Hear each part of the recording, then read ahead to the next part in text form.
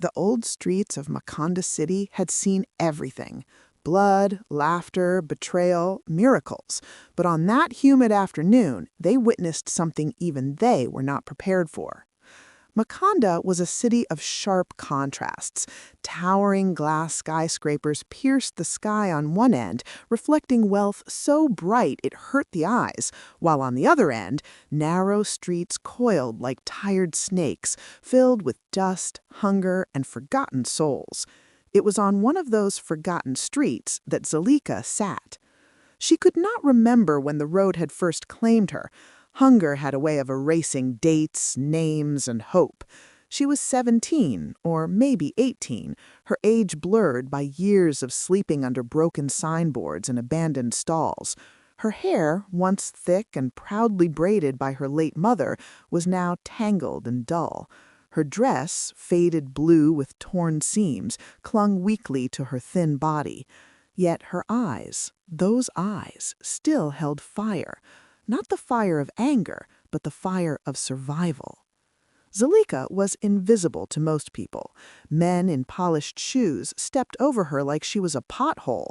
Women pulling designer handbags clutched them tighter when they saw her. Even children had learned to look away. Begging had taught her humility, but the street had taught her something deeper. People fear what reminds them of how close they are to losing everything. That afternoon, Zalika had not eaten since dawn. Her stomach burned, her head spun, and her hands trembled as she held out a small plastic cup with a few coins rattling inside. The sun beat down mercilessly, turning the street into a furnace. The smell of roasted meat from a nearby restaurant teased her senses cruelly. "Please," she whispered, her voice barely audible, "anything." No one stopped. Then the street changed its breath. A sleek black convoy rolled slowly into view, tires humming softly against the road, the kind of cars that did not belong there. People paused, vendors straightened their backs, street boys stood alert, sensing opportunity or danger. The car doors opened. Out stepped Kwaku Mensa. The city knew that name. At 32, Kwaku Mensa was everything the newspapers worshipped: young, handsome, and staggeringly rich. Founder of Mensa Global Holdings. Oil, tech, real estate, banking, his hands were everywhere. His face graced magazine covers, his suits were tailored in Europe, his watch alone could feed a family for a year. Rumors followed him like shadows. Some called him arrogant, others called him cursed. But one thing was certain: Kwaku Mensa never walked these streets. Yet here he was, tall, dark-skinned, with sharp cheekbones and calm eyes that looked like they had seen too much too early. He adjusted his cufflinks, scanned the street, and frowned, not in disgust, but in quiet confusion, as if the place stirred something uncomfortable inside him. That was when he saw her. Zalika. She did not rush toward him like the others who suddenly appeared, stretching hands and rehearsing sad stories. She remained seated, exhausted, her eyes meeting his only briefly before dropping back to the ground. Something about her stillness struck him harder than any cry for help. Kwaku felt it, a strange pull in his chest. He walked toward her, ignoring the murmurs behind him.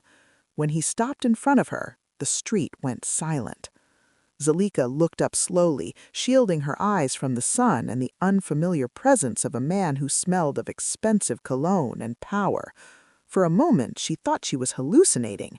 Men like him did not see girls like her. "Why are you here?" he asked softly. She swallowed. "Because the street has no mercy," she replied. Something in her answer unsettled him. Without another word, Kwaku reached into his wallet and pulled out a stack of crisp bills. He placed them gently into her cup, not throwing them, not showing off, just placing them. Gasps rippled through the crowd. Zalika stared at the money, her hands shaking. "Sir, this is too much." Kwaku knelt down, bringing himself to her level. His voice dropped. "Nothing is too much for someone who has nothing." Their eyes locked, and in that instant, Unknown to both of them, the ancestors stirred, the past stretched its hands forward, and fate tightened its grip, because that single act of kindness would shatter secrets buried for decades, awaken enemies who never slept, and expose a truth so shocking that Makonda City would never be the same again. And the streets would remember this day forever. The silence that followed Kwaku Wence's gesture was heavy, thick enough to choke the street. People stared as if time itself had paused. No one in Makonda City had ever seen a billionaire kneel before a homeless girl. It went against every rule the city lived by. Wealth stayed above, poverty stayed below, and the two never touched. Zalika's fingers hovered over the cup, afraid to move. Her heart pounded wildly. Too many times help had come with hidden cruelty. Too many times smiles had turned into traps. "Why?" she asked quietly, her voice cracking despite her effort to sound strong. "People don't do this for nothing." Kwaku studied her closely. Not the torn dress, not the dirt on her skin, but her eyes. They reminded him of someone he had buried long ago, someone whose face had visited him in dreams he never spoke about. "I don't know," he answered honestly. "I just know I couldn't walk past you." The crowd buzzed now. Whispers spread like wildfire. "That's Mensa. Is it real? Why her? Is she pregnant? Is this charity or guilt?" A security guard stepped forward nervously.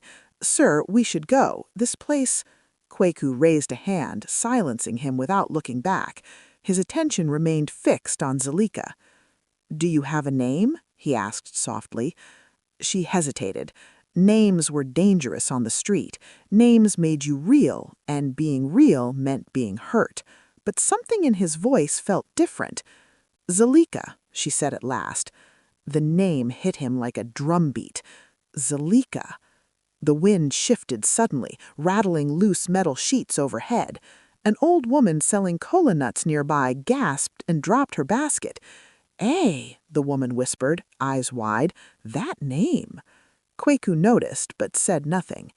He stood slowly, brushing dust from his trousers. "Zalika," he said, testing the name on his tongue. "Come with me." The words fell like thunder. The street erupted. "With him? Is she mad? That's how girls disappear." Zalika's chest tightened. Every survival instinct screamed at her to refuse. The street was cruel, but it was familiar. Following a powerful man into the unknown felt like stepping into fire. "I can't," she said, shaking her head. "I don't know you." "That's fair," Kwaku replied calmly. He reached into his jacket and pulled out a sleek business card, placing it on the ground beside her. "I won't force you, but if you want food, shelter, or answers, find me." Answers. That word echoed in her mind. Before she could speak again, a shout rang out from the far end of the street. "Kwaku Mensa!" A tall man pushed through the crowd. Kojo Adu, investigative journalist and Kwaku's longtime shadow. His camera hung around his neck, already recording. "Is it true?" he demanded. "Are you adopting street girls now? Or is this another publicity stunt?" Kwaku's expression hardened instantly. "Turn that off." Kojo slurked. "People have a right to know." "Leave," Kwaku said coldly. The authority in his voice was undeniable. Kojo hesitated, then backed away, muttering under his breath. But the damage was done. By nightfall, photos of the billionaire kneeling before a homeless girl were everywhere. Social media exploded. Who is she? Why her? Is she pregnant?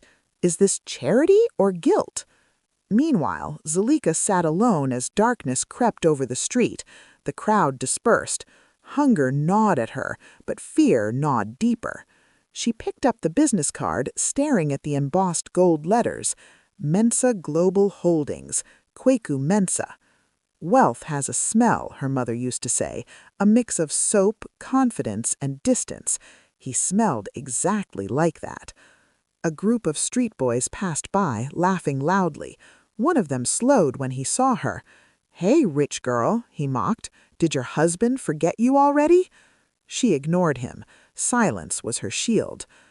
Night swallowed Makonda City in layers of sound, honking horns, distant music, generators humming, and laughter spilling from bars that never slept.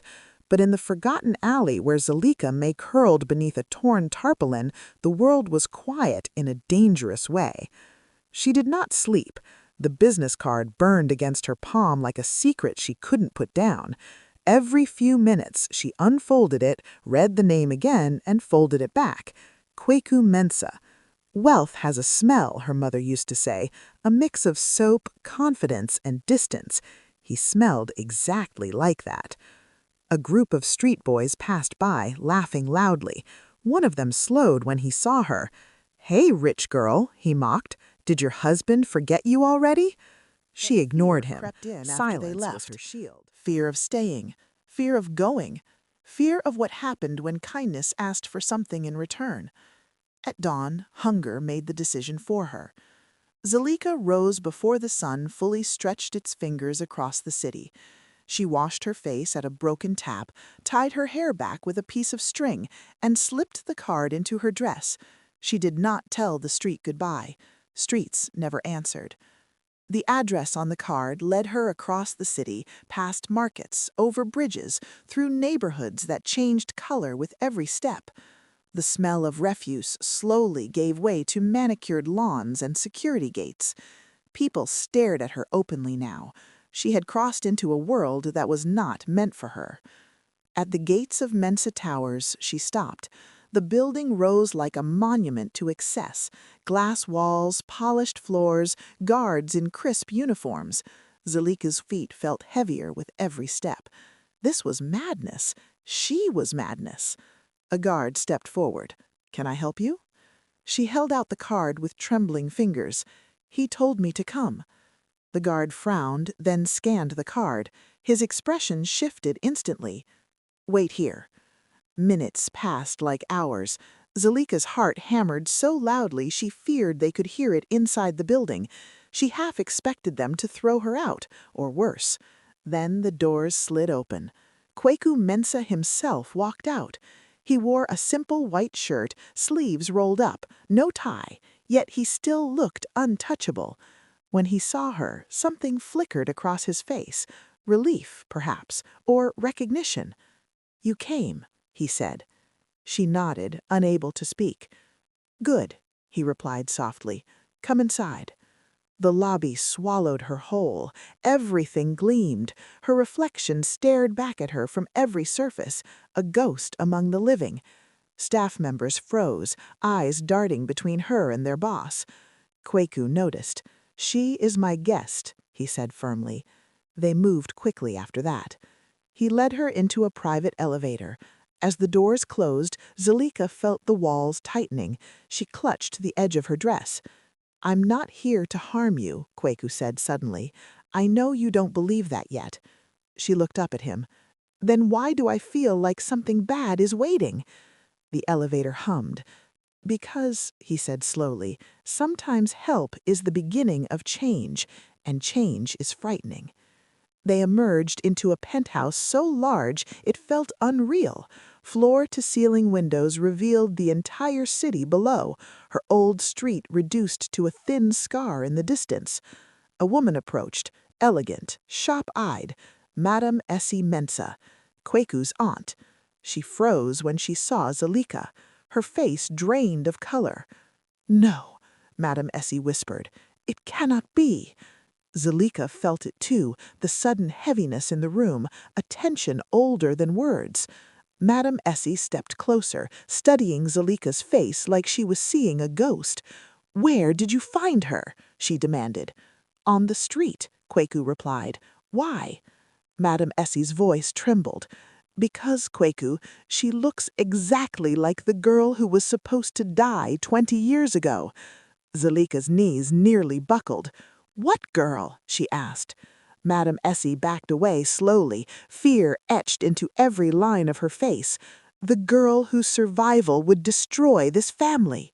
Silence crashed over the room, and for the first time in her life, Zalika realized the streets had not abandoned her. They had been hiding her. The room felt suddenly smaller, as if the walls of the penthouse were leaning in to listen. Zalika's breath came shallow, her hands clenched into fists without noticing.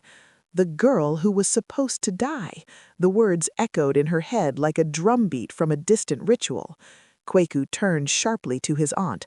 "What are you talking about?"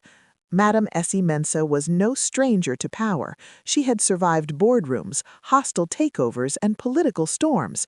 But now, standing before a homeless girl with familiar eyes, she looked fragile, like a woman facing a ghost she had helped create. "This is not the time," she said weakly. "Send her away." Zalika flinched. Old fear surged back. "I can leave," she said quickly. "I didn't come to cause trouble." "No," Kwaku said firmly. "No one is leaving until you explain." Madame Essie's lips trembled. She turned toward the tall windows, staring at the city below, as if searching for courage in its vastness. "20 years ago," she began, "this family was not what it is today. Your father was alive. Your mother, your real mother, was pregnant." Kwaku stiffened. He had been too young to remember her clearly. All he knew was that she had died mysteriously, and no one ever spoke of it. "There was a prophecy," she continued, "a village seer. He warned that your mother would give birth to 2 children, but only one would be allowed to live. The other would bring ruin to the Mensa bloodline." Zalika felt dizzy. "Twins?" Kwaku whispered. Madame Essie nodded slowly. "A boy and a girl." The world tilted. Zalika's heart thundered so loudly she feared it might burst inside the building. Memories rushed forward, her mother's lullabies, her constant warnings to hide, to never tell anyone her real name, to trust the ancestors more than people. "You're lying," Kwaku said hoarsely. "I was an only child." "You were raised as one," Madame Essie replied, "because the girl was taken away the night she was born." Zalika staggered back, gripping the arm of a chair. "No," she whispered. Madame Essie finally looked at her, her eyes filled with tears. "We were afraid," she said. "The prophecy said that the girl would destroy the family." Elder Nai Korga shook his head slowly. "No, the prophecy said she would destroy the lies the family was built upon." Zalika stood up, trembling. "My mother," she said, "the woman who raised me, was she part of this?" The elder's gaze softened. "You were the bravest of all. She was a servant who chose love over gold. She took you and ran, and for that the ancestors shielded you, through hunger, through pain, through the streets." Tears streamed down Zalika's face. For the first time her suffering had a shape, a reason, not a justification, but a truth. Kwaku felt his chest tighten unbearably. "Why now?" he asked. "Why bring her back now?" The elder turned toward the windows, where storm clouds had begun to gather unnaturally fast. The arrival of the elder brought the penthouse to a standstill. He entered slowly, leaning on a carved wooden staff darkened by age and history.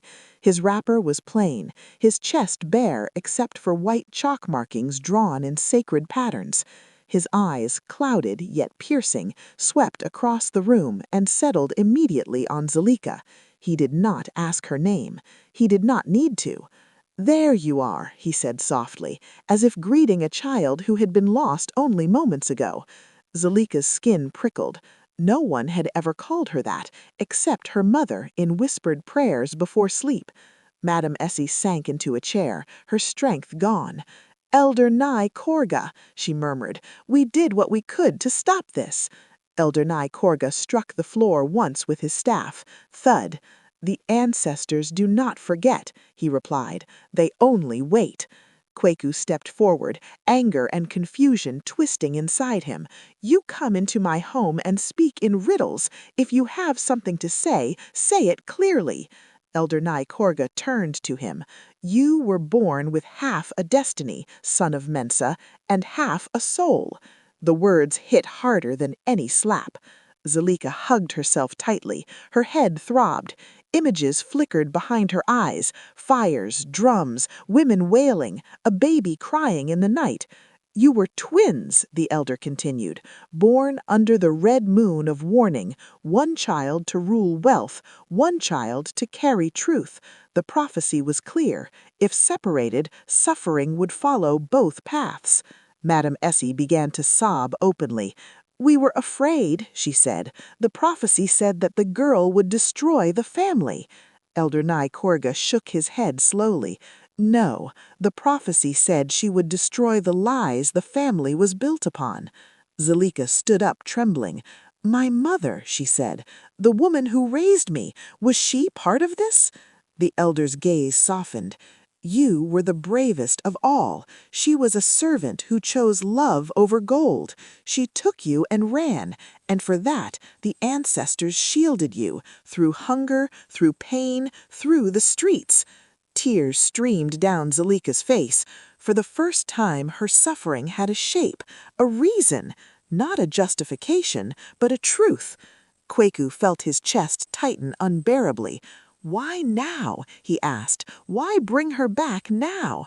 The elder turned toward the windows, where storm clouds had begun to gather The Mensa Empire fast. is about to fall, he said, and only the child of the streets can decide whether it burns or is reborn. A crack of thunder split the sky. At that exact moment, Kwaku's phone rang. He answered instinctively. Sir, his CFO said frantically, our accounts are being frozen. Investors are pulling out. Someone is exposing sealed records from 20 years ago. Kwaku closed his eyes. The past had not only returned, it had come for payment. Zalika looked at him then, not as a beggar, not as a sister, but as a woman standing at the edge of destiny. What do you want from me? She asked the elder. Elder Ni Korga met her gaze. To choose, he said, whether mercy still lives in your blood. And outside, Makonda City shook, unaware that a homeless girl now held its most powerful family in her hands. The rain began without warning, not the gentle kind that cooled the earth, but heavy drops that struck the glass walls of the penthouse like impatient fists. Thunder rolled again, deeper this time, as though something beneath the city had shifted and was turning in its sleep. Zalika stood very still. Everyone in the room waited for her to speak, but she could not. The weight of what had been placed on her shoulders was crushing. All her life she had fought for food, for safety, for another sunrise. Now she was being asked to fight for an empire she had never known, a family that had erased her existence, and a city that had stepped over her like dirt. Choice, she repeated quietly. You speak as if I ever had one. Elder Ni Korga approached her slowly, his staff tapping against the marble floor. You had none as a child, he said, but you have one now. That is the difference. Kwaku watched her, his heart pounding painfully. For the first time since his mother's death, he felt truly afraid, not of losing money or reputation, but of losing someone who might already be lost to him forever. If you walk away, he said, his voice low, I will understand. Zalika turned sharply to him. Will you? She asked. Will you understand sleeping hungry, being invisible, watching your mother die because help came too late? Her words sliced deep. Kwaku swallowed hard. No, he admitted, I won't, but I want to try. Madame Essie lifted her head slowly. Her eyes were swollen, her voice barely steady. Zalika, I was wrong. Fear made me cruel. If you decide to destroy us, I will not stop you. Zalika laughed bitterly. You think destruction is my goal? She walked toward the window, looking down at the city, the streets where she had learned to be strong, the corners where kindness was rare and survival was everything. I don't want your houses. I don't want your money. The elder nodded knowingly. Then what do you want, child of truth? Zalika turned back slowly. Her eyes burned, not with anger, but with clarity. I want justice, she said, for my mother, for every lie told in her name, for every life crushed so this family could rise. Another thunderclap echoed, shaking the building. Kweku's phone buzzed again. This time it was his legal team. Sir, the lawyer said urgently, documents are being leaked, birth records, sealed hospital files, offshore payments. Someone is pushing this hard. Elder Ni Korga smiled grimly. The ancestors are impatient. Madame Essie gasped. If this continues, we will lose everything. Zalika met her gaze steadily. Then listen carefully. I will not hide. I will not be silenced. The truth comes out, publicly. Kweku stiffened. That will destroy the company. Or cleanse it, Zalika replied. If it survives truth, it deserves to live. Silence fell again. Finally, Kweku nodded slowly. Then I stand with you. Those words carried power, not because he was rich, but because he meant them. Elder Ni Korga struck his staff once more. So it is decided. The rain outside intensified, drenching Makonda City as if washing away old blood from old stones. But far away, in a dark office lit only by screens, another man watched the news unfold with a thin smile. The lost girl has returned.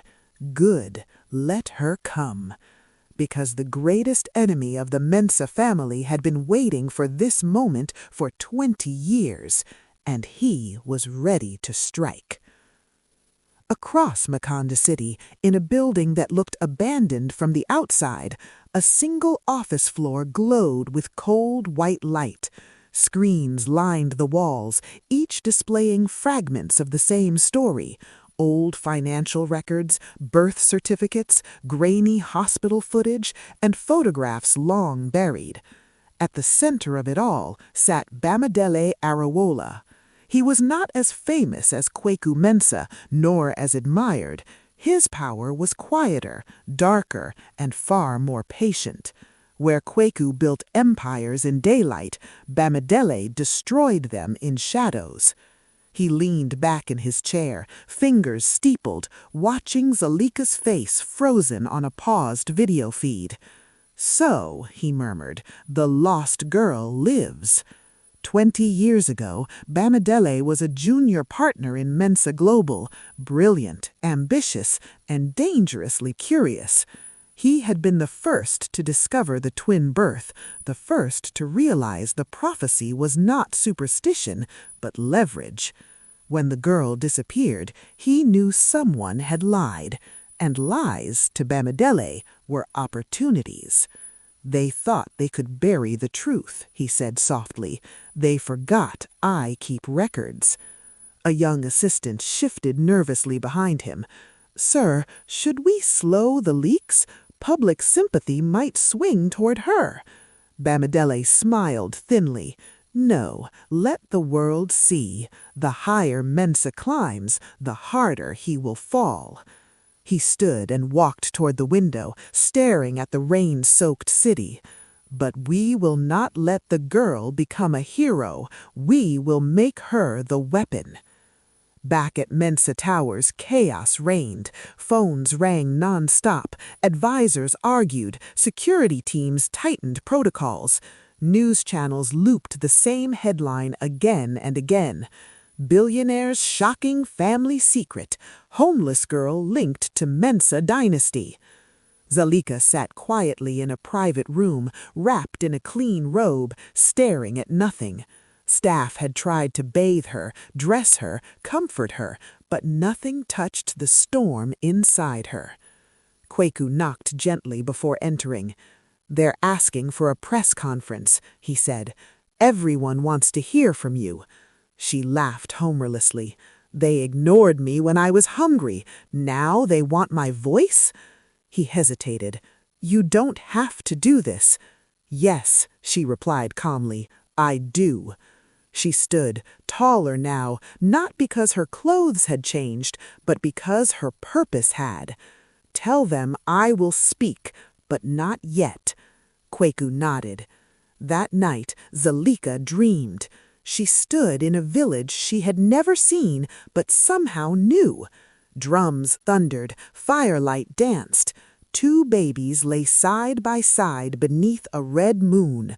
One was taken away, the other cried alone. An old voice echoed through the dream. Truth denied becomes fire. She woke with a gasp. At dawn, Elder Ni Korga arrived again, his face grave. The enemy moves, he warned. He will try to turn your story into chaos. Zalika met his gaze steadily. Let him try. Because for the first time in her life, she was no longer afraid of losing everything.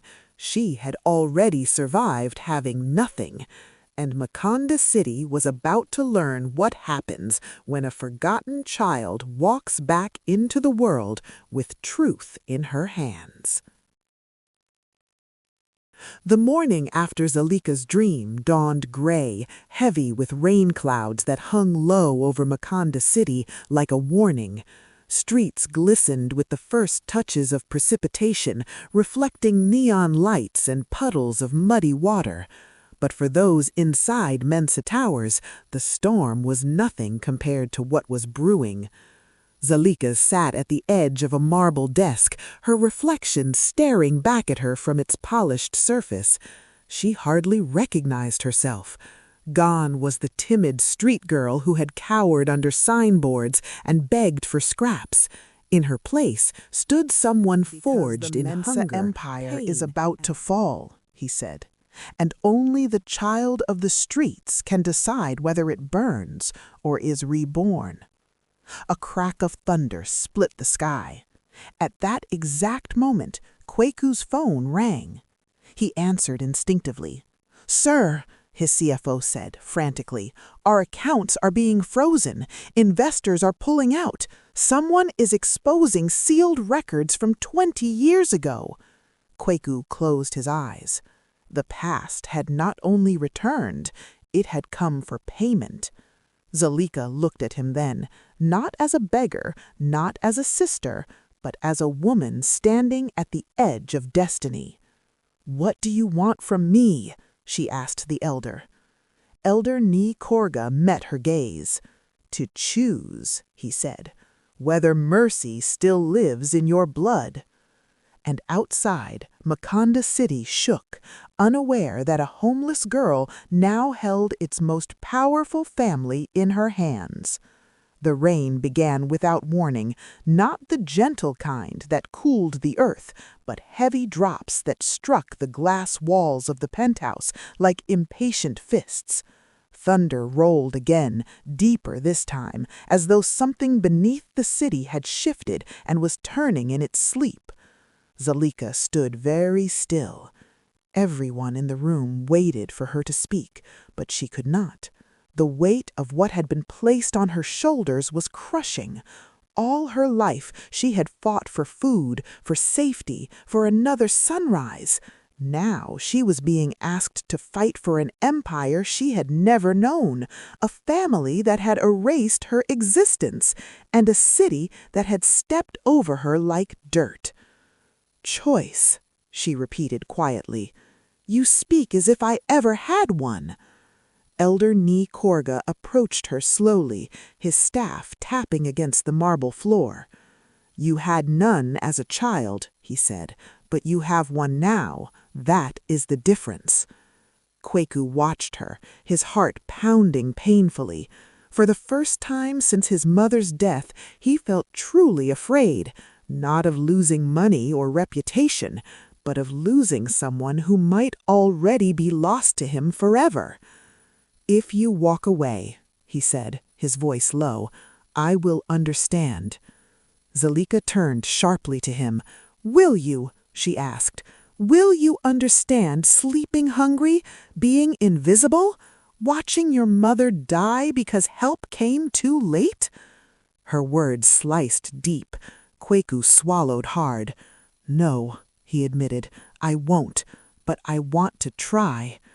Madame Essie lifted her head slowly. Her eyes were swollen, her voice barely steady. "Zalika, I was wrong. Fear made me cruel. If you decide to destroy us, I will not stop you." Zalika laughed bitterly.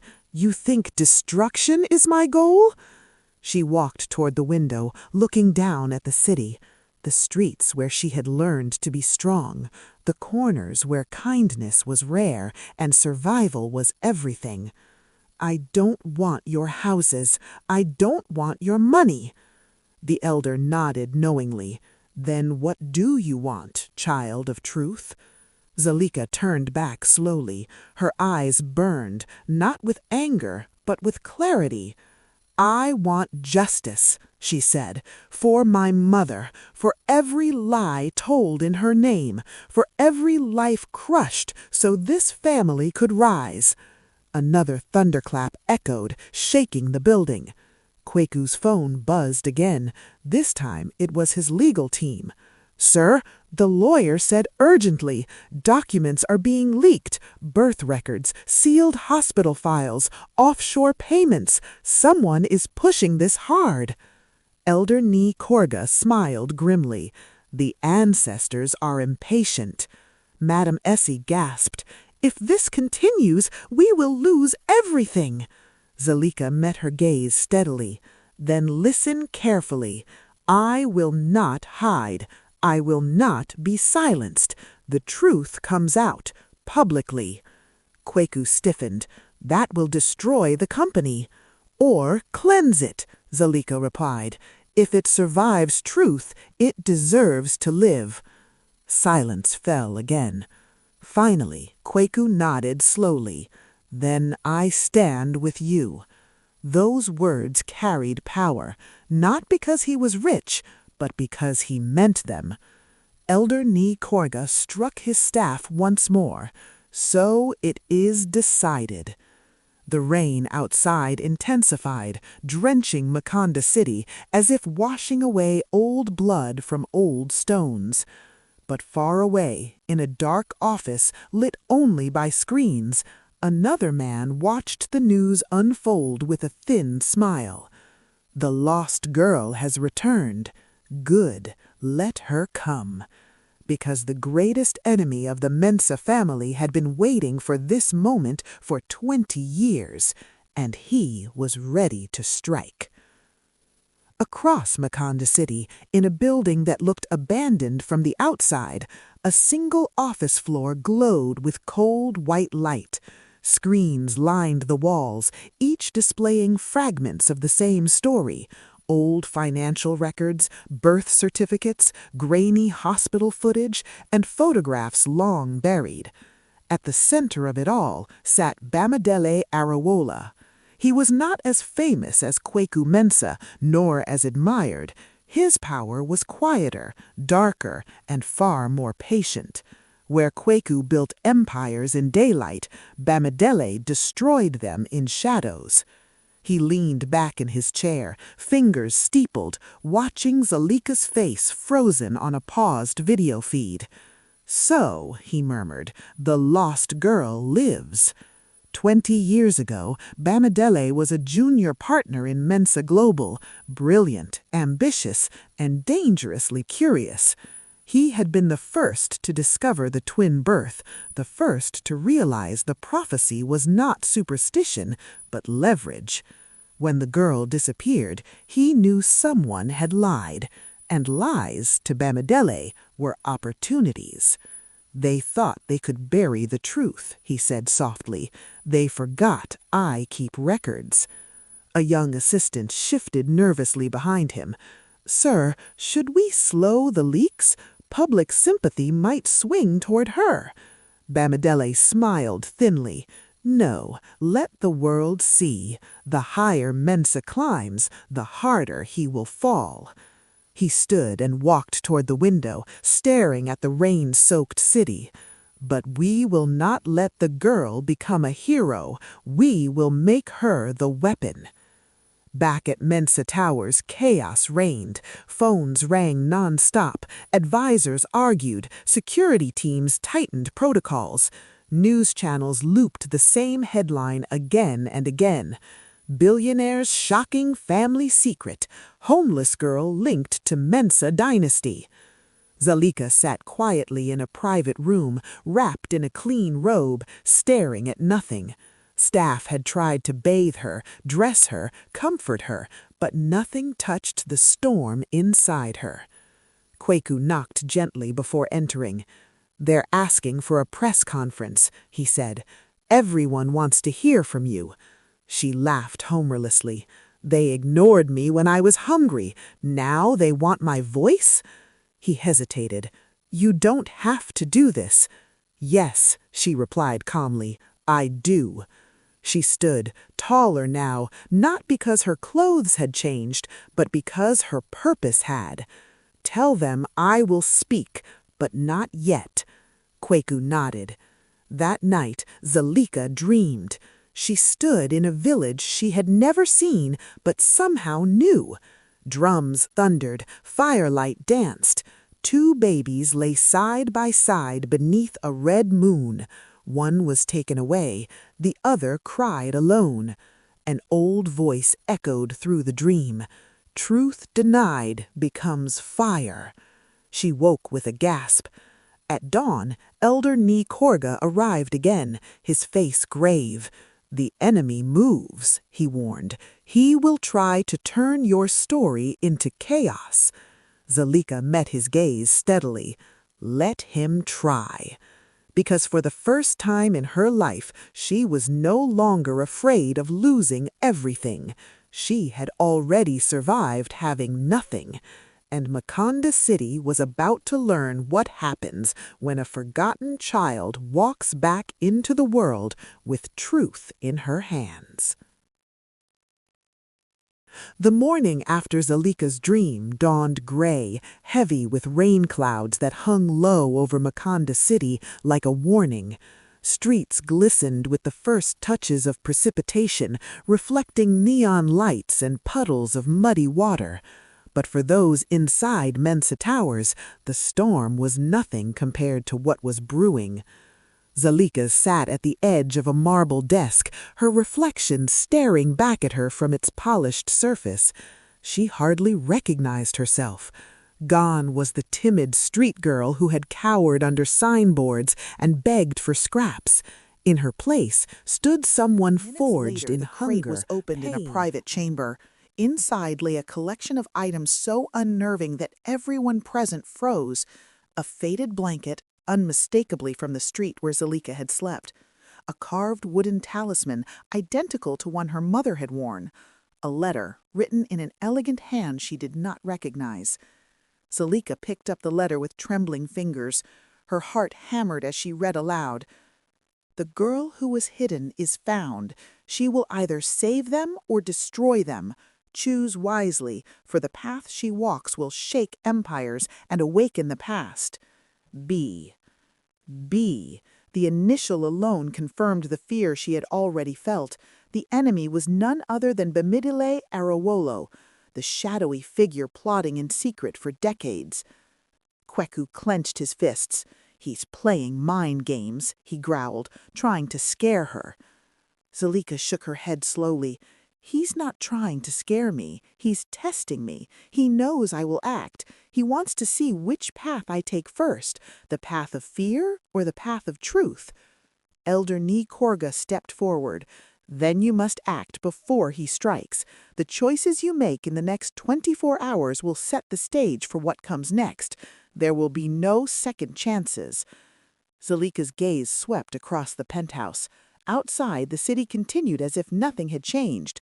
Inside, her destiny waited, heavy with secrets, lies, and the whispers of ancestors long dead. Finally, she stood, her voice steady. Then we begin now. I will not hide, I will not run. If he wants a battle, he will have one, but the truth will not be his pawn. Kweku stepped close, placing a hand lightly on her shoulder. And I will stand with you, whatever comes. The elder nodded. Good. Tomorrow the storm will break, but it is not the rain outside you need to fear, it is the storm that follows truth. Zalika swallowed hard. Outside, lightning split the sky, illuminating the city in jagged bursts. She realized that the streets that had raised her had prepared her for this very moment. Survival had only been the beginning. The battle for her past, her future, and the Mensa legacy was about to begin. Night had fallen over Makonda City, but inside Mensa Towers, the air was thick with tension. The rain had stopped, leaving the streets glistening and reflecting the city's chaotic pulse. Yet within the walls of the penthouse, the storm was only beginning. Zalika sat at a large oak table, examining the items bemidele had sent. Each piece carried weight. The talisman, carved in the likeness of her mother's protective charms, seemed to hum faintly as she held it. It reminded her that the street had not just been her teacher, it had been her shield. Kweku paced, fists clenched. We can't wait for him to make the first move, he said. If he wants to control the narrative, we need to act first. But how do we even find him? He's been hiding for 20 years. Elder Ni Korga tapped the floor with his staff, eyes closing as he muttered ancient words under his breath. The room went still, as if the walls themselves were listening. He is close, the elder said finally, not just physically, but spiritually. He watches from the shadows, and he has allies you cannot see. You must move carefully. One wrong step, and the past he buried will consume you. Zalika's gaze fell on the letter again. The girl who was hidden is found. She will shake empires. Those words were no longer a threat. They were a challenge. I've survived streets that would have killed me, she said quietly. I will survive him. I will not let fear make me small. Kweku looked at her, awe and admiration flickering in his eyes. You have no idea how strong that makes you, he said. Stronger than I've ever been. A sudden beep from the security monitors interrupted the room. Cameras in the perimeter had picked up a figure, a shadow slipping along the rooftops near the penthouse. It's him, Elder Ni Korga said immediately. He has come to test you. Zalika's stomach twisted with anticipation and fear, but there was also clarity. She had grown accustomed to the street's lessons. Trust was earned, fear was faced, and survival required action. We need to know what he wants, Kweku said. We can't wait for him to make a move in silence. The elder shook his head. He wants to see your reaction. He wants to know if you will crumble or command your destiny. The choice is yours alone. Zalika rose, gripping the talisman tightly. Then we give him a choice too. Let him see that the girl who was hidden is no longer afraid, that the truth is no longer buried. Kweku followed her gaze to the window. Far below, the streets glimmered with city lights, unaware that a battle older than anyone could imagine was about to begin. At that moment, the building's intercom buzzed. A distorted voice filled the room. Zalika, it said, low and menacing, you've been found, but do you know what it means? Every step you take, every truth you uncover, brings destruction. Are you ready for that? Zalika did not flinch. She held the talisman high. I am ready, and if you think I will fall, you have already lost. The line went dead. Silence returned, but it was heavier now. A challenge had been issued. Outside, the wind began to pick up again, carrying the distant rumble of thunder. But inside, one truth had settled like fire in Zalika's reins. She was no longer a victim. She was the reckoning. And somewhere in the shadows, Bamidele Arowolo smiled, knowing the real game had only just begun. The city's night pulse was alive, neon lights reflecting off wet streets, traffic flowing like rivers of gold and silver. But inside Mensa Towers, the night had a different rhythm, a heartbeat of fear, strategy, and anticipation. Zalika stood by the floor-to-ceiling windows, talisman in hand, staring at the city she had once navigated barefoot.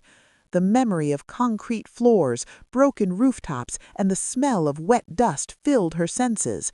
She had survived all of that, and now she faced something entirely different, a calculated enemy who had waited 20 years for her return. Kweku stepped beside her, his face taut. "We have to move before he makes the next play," he said. "He won't wait long." Zalika nodded, swallowing hard. "I know. The streets taught me that opportunity comes once, and you survive by taking it." The intercom buzzed again. Elder Ni Korga stepped forward cautiously. "He is testing your allies now," the elder said. "Your presence alone draws him, but the first strike will come through those you trust, or think you do." At that moment, a crash echoed from the security room. Guards shouted. Red warning lights flashed. "He's inside," Kweku growled. "How?" A figure emerged from the shadows, moving with silent precision. It was a man in black, lean and agile, carrying a briefcase that gleamed ominously under the fluorescent lights. Zalika's stomach twisted. She could feel the weight of generations in this moment. The street girl she had been, the child her mother had protected, the twin that had been hidden. Every lesson, every scar had led her to this confrontation. Elder Ni Korga raised his staff. "Do not engage blindly. Trust your instincts, child of the streets." The man in black dropped the briefcase on the floor. With a swift motion, he opened it, revealing stacks of documents, photographs, and a small sealed vial of a dark liquid. "This is only the beginning," a distorted voice said from the intercom, now emanating from the man's small speaker. "Destroy it, or watch everything fall apart." Zalika stepped forward, her voice unwavering. "And if I do nothing," the voice laughed, low and menacing, "then you will learn what happens when the truth is ignored for 20 years." Without warning, the man lunged. Kweku moved instinctively, blocking him, but the figure was faster, slipping past security and heading toward Zalika. Zalika's mind raced. Fear rose, but it was different now. She had learned to survive the streets, to read movement, to anticipate danger. She sidestepped, grabbed the briefcase, and flung it toward the man. He stumbled. The vial rolled across the floor, catching the light. Zalika kicked it, sending it skidding under a heavy cabinet. Kweku advanced, tackling the man and restraining him until guards arrived. Elder Ni Korga observed silently, muttering prayers under his breath. The room was tense, the intruder subdued but clearly trained, a warning in every move. Zalika picked up the vial and held it up to the light. It contained a dark, viscous liquid, an unmistakable threat. "This," she said, voice cold, "is the first strike, but it won't be the last, and it will not break me." Kweku placed a hand on her shoulder. "You're sure about this, taking it all on?" She looked at him, eyes burning with determination. "I survived streets that would have killed me," she said. "I will survive him. I will not let fear make me small." Elder Ni Korga stepped forward. "Good, because the storm is coming. The enemy knows your power, and he will use everything he has. Your choice now will decide the path of the Mensa city was dynasty." quiet, unaware that a battle far older than the city itself had begun. And somewhere, Bamidele Arowolo watched the feeds from his hidden lair, smiling. "Interesting," he murmured. "She is stronger than I expected, but strength alone will not save her, not from me." Zalika turned toward the city lights, fists clenched, heart steady. She was no longer the girl the streets had left behind. She was the reckoning. The storm outside had returned with vengeance. Rain lashed against the windows of Mensa Towers, as if warning the city below of the chaos unfolding within. The night was electric, alive with tension, each crack of thunder echoing the pulse of secrets long buried. Zalika sat in the private study, the talisman from her mother clutched tightly in her hand. The vial from the intruder had been carefully secured, but its presence weighed on her like a reminder that the enemy's reach was long and precise. Kweku paced the room. "We need to know who else is involved. Bamidele didn't act alone." Zalika shook her head. "It's not just him. He's always been patient, building networks in the shadows. But I've survived networks before. Street gangs, corrupt officials. This is just bigger." The intercom buzzed suddenly. A familiar voice filled the room, crisp and icy. "Good evening, Kweku. Good evening, Zalika. I see the prodigal child has returned. How quaint." Madame Essie stiffened. "It's your cousin, Adewale," she whispered. Adewale Mensah had always been ambitious, jealous of Kweku's inheritance, bitter about his own failures. He had disappeared from the public eye years ago, only to re-emerge when fortune favored him, or so everyone thought. Zalika's pulse quickened. "He's working with Bamidele," she said, realization dawning. "This is a coordinated strike against us." The intercom clicked. "Oh, Zalika, my dear," Adewale's voice continued, "you have returned to claim what should never have been yours. You threaten the family, the empire, and everything your precious brother has built. I cannot allow that." Kweku's jaw tightened. "You will not touch her, not now, not ever." Adewale laughed softly. "And who will stop me? You, a street boy grown into a man of wealth, or the girl who survived the streets only to walk into a cage she does not yet understand?" Zalika felt a surge of anger. "I am no one's pawn. I am no one's cage." Elder Ni Korga stepped forward. "She is stronger than you imagine, Adewale, but even the strong must act wisely. Do not underestimate the girl you thought you erased." There was a pause. On the screens, scattered throughout the penthouse, news reports began flashing. Mensah family scandal. Homeless girl claims ties to billionaire dynasty. The city was now watching, captivated, shocked, and hungry for more.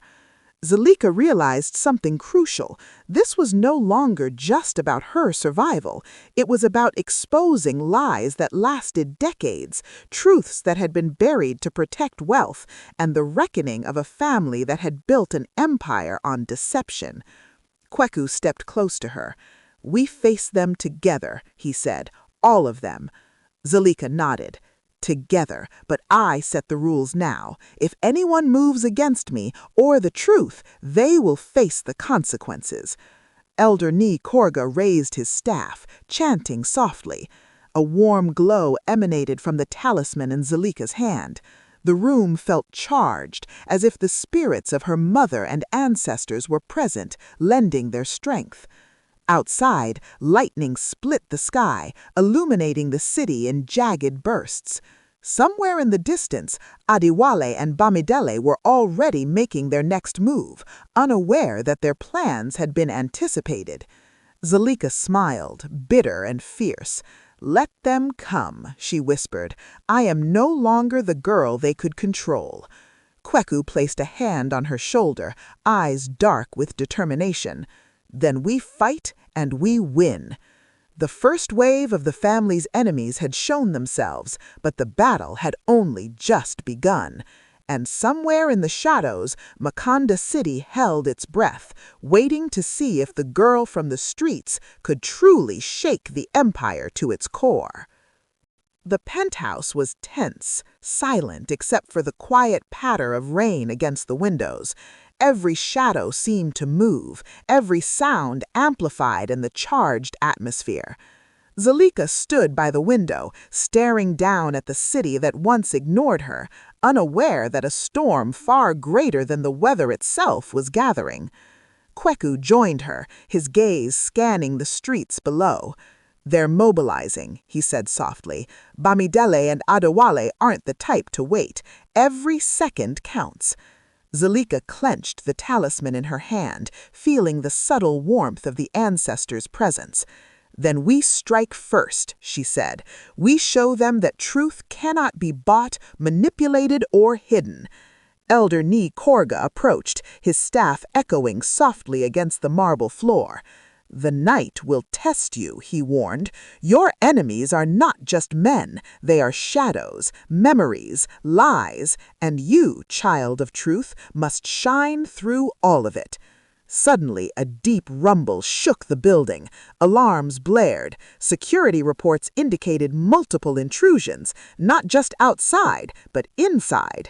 Trained operatives, moving with precision. "They're here," Kweku growled. "They've sent their first strike." Zalika took a deep breath. "Then let them come. I'm ready." The penthouse doors burst open. A group of masked intruders, armed and precise, poured in. They were professional, trained to move silently and strike quickly, but they hadn't anticipated Zalika. She moved instinctively, sidestepping one attacker, using the talisman to trip another. The training of the streets, years of dodging danger, years of surviving hunger and betrayal, made her agile, fierce, and unyielding. Kweku joined the fray, his movements powerful and precise, taking down one intruder after another. Despite the luxury of wealth surrounding them, the fight felt raw, primal, and unrefined, a battle of survival against intent. Elder Ni Korga chanted under his breath, drawing energy from the room, the talisman glowing brighter in Zalika's hand. Each step she took, each movement she made, seemed guided by something larger than herself. Finally, after what felt like an eternity, the intruders were subdued, but the victory was short-lived. The final masked figure stepped forward, moving with deliberate slowness that made Zalika's blood run cold. The mask slipped, revealing the cold, calculating face of Adewale Mensah. "You've done well to survive this long," he said, voice calm but edged with menace. "But this is only the beginning. You have the street's cunning, yes, but the Mensah Empire has the city's power." Zalika's eyes burned. "And I have the truth. That is stronger than any empire." Adewale smiled thinly. "We'll see." He reached into his pocket, pulling out a sealed envelope, tossing it on the table. Zalika opened it.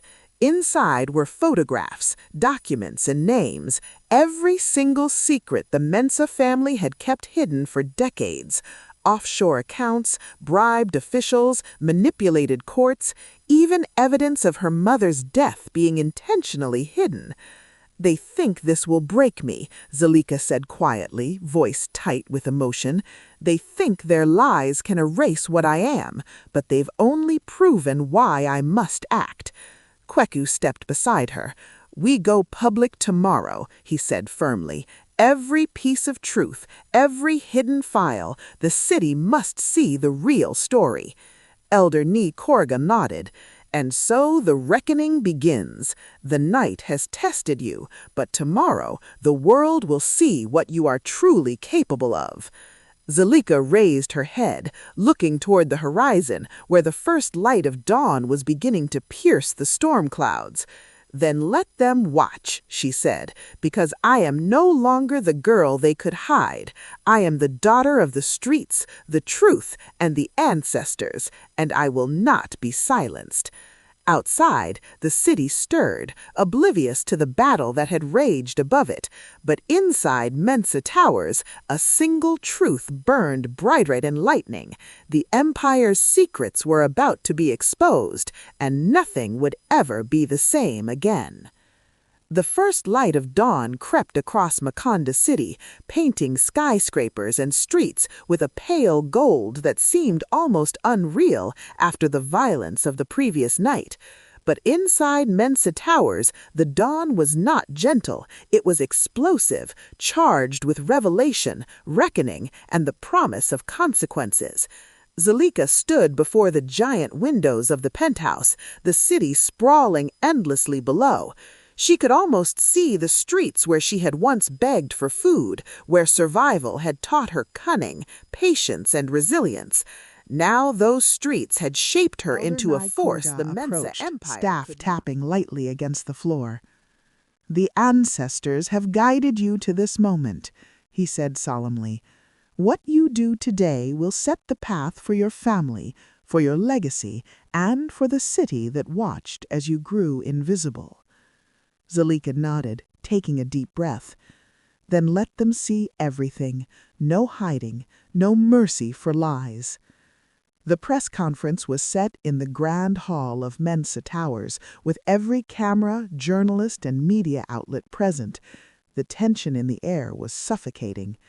Kweku and Madame Isi flanked Zalika as she stepped to the podium, talisman hidden beneath her dress, heart steady but pounding. She looked out at the crowd.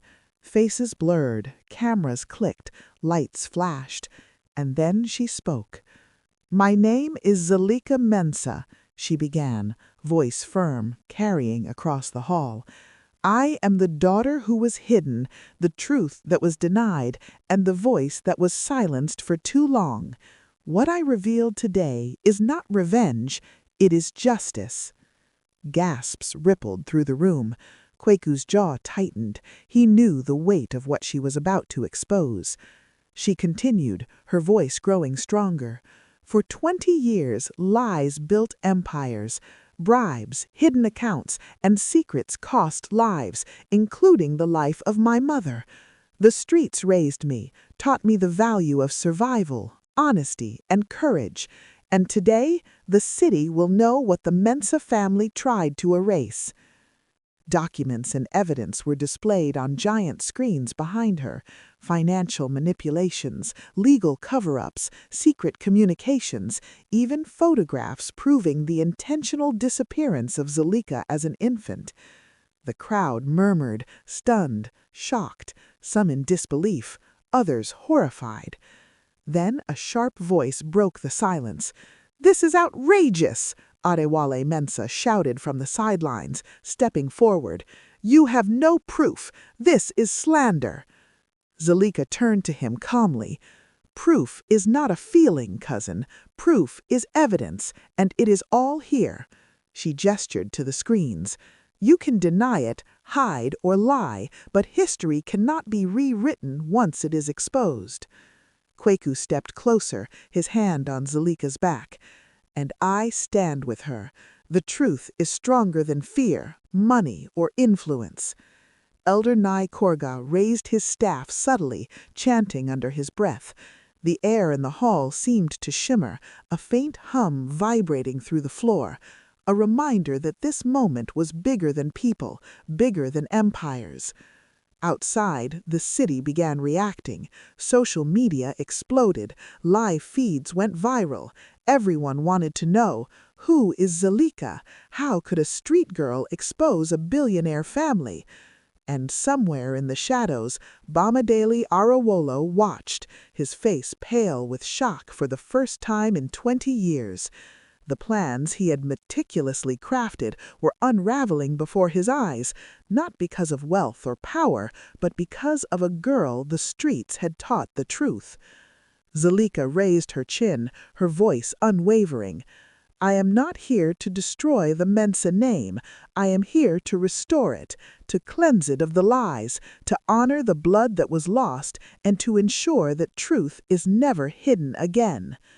The hall erupted in applause, cries, and the flash of cameras. And in that moment, Zalika realized she had done more than survive. She had reclaimed her identity, her power, and her destiny. But the battle was far from over. The revelations had shaken the empire to its core, and those who had lived in shadows for decades would not retreat quietly. As the storm outside finally broke, sending torrents of rain across the city streets, Zalika knew one thing: the reckoning had only just begun. Makonda City awoke to chaos. News of Zalika's revelation spread like wildfire, shaking markets, offices, and homes. Social media was ablaze with hashtags. Hashtag streetgirl exposes billionaire. Hashtag Mensa scandal. Hashtag truth wins. Everyone was talking, speculating, and questioning the empire they had once revered. Inside Mensa Towers, the tension was suffocating. Shareholders demanded meetings, legal teams scrambled, and journalists crowded every hallway. Kwaku moved through it all with a silent determination, his mind focused on one thing: protecting Zalika. Zalika, meanwhile, had transformed. Gone was the timid girl of the streets. Now she walked the hallways of power with her head held high, talisman in her hand, aura radiating strength. She was a force that demanded attention, not just because of her revelations, but because of the fire in her eyes. Madame Isi approached her, tears in her eyes. "I was wrong," she whispered. "I let fear guide me. I let lies protect what should have been truth. I am sorry." Zalika nodded. "Apologies matter less than action, but it's not too late to do what's right." Suddenly, the security alarms blared. Another intrusion? No, it was worse. Screens in the control room flickered and then displayed a live feed of Bamidele Arawolo standing atop a nearby building, flanked by armed men. His voice boomed over the speakers. "Zalika Mensa, street girl, truth-bearer, reckoner of the past. Did you really think the Mensa Empire would fall without a fight? I have waited for this moment, and now the city will watch you burn."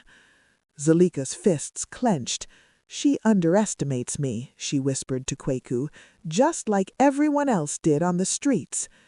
The intruders outside surged forward, but this time Zalika was prepared.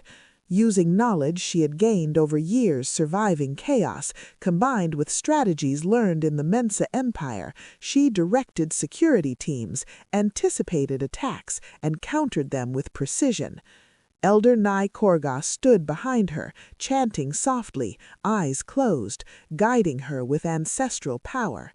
Every strike Zalika made, every move seemed instinctual yet deliberate. She inherited more than bloodline. She had inherited the will to survive, the ability to fight against insurmountable odds. Kwaku moved beside her, defending, supporting, and coordinating. Together, they formed an unstoppable force. Finally, Bamidele laid his move, attempting to breach the penthouse directly. Zalika confronted him. Their eyes locked. "You thought you could scare me," she said, voice calm but deadly. "You thought your shadows could control me." Bamidele sneered. "Power belongs to those who take it, and you are a child who survived by luck." Zalika's smile was cold. "I survived because I learned. I learned to fight, to read, to strike, and now I am ready to finish what you started."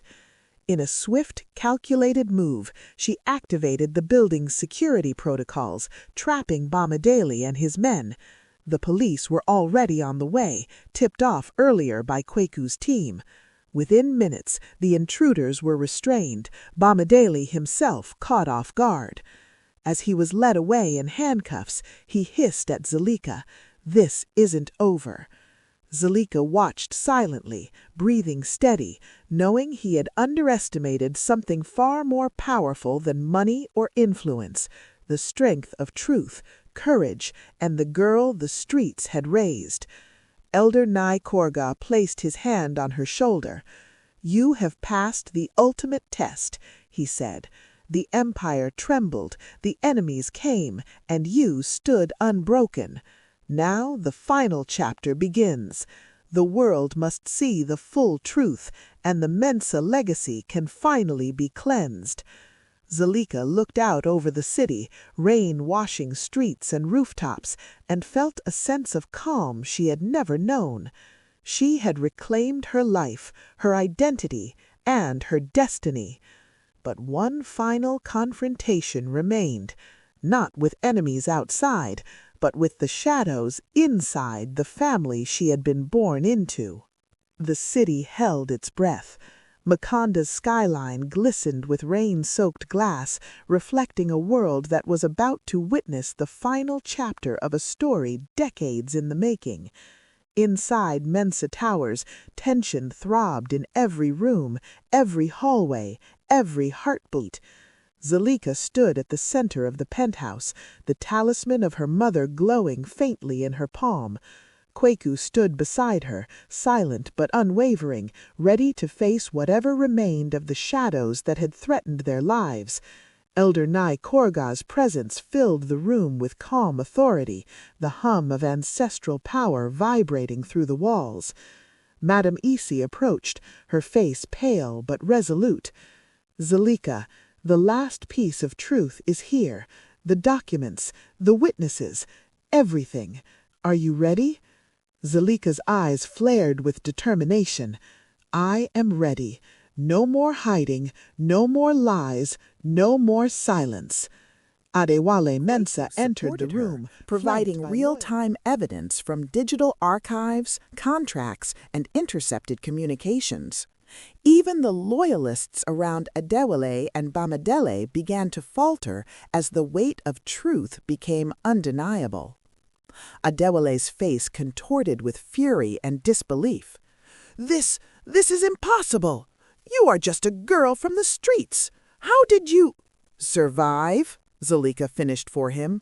"Exactly. The streets taught me survival. The lies of the rich taught me patience. And now the truth teaches me justice."